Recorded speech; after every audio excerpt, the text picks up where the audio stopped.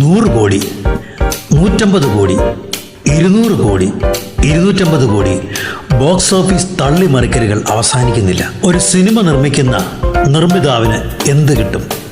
ഇതിൽ വാസ്തവം എന്താണ്? ഒരു സിനിമയിൽ നിർമ്മിതാവ്, വിതരണക്കാരൻ, പ്രദർശനക്കാർ, ഗവൺമെൻറ് എന്നീ 4 ഘടകങ്ങൾ അനിവാര്യമാണ്.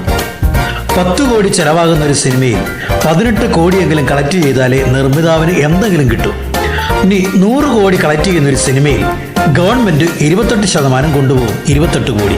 ബാക്കിയുള്ള 72 കോടിയിൽ 32 കോടി തിയേറ്റർ ഉടമകളും പിന്നെ 40 കോടിയിൽ വിതരണക്കാരനോടുള്ള കരാർ അനുസരിച്ച് നൽകുന്ന ഷെയറിന് ശേഷമുള്ള തുകയിൽ നിർമ്മാണ ചെലവ് കഴിഞ്ഞുള്ള ഒരു തുക മാത്രമേ നിർമ്മിതാവിന് ലാഭമായി കിട്ടൂ. പല സൂപ്പർ ഹിറ്റുകളും സൂപ്പർ തള്ളുകളാണെന്നാണ് പിന്നാമ്പുറ സംസാരം.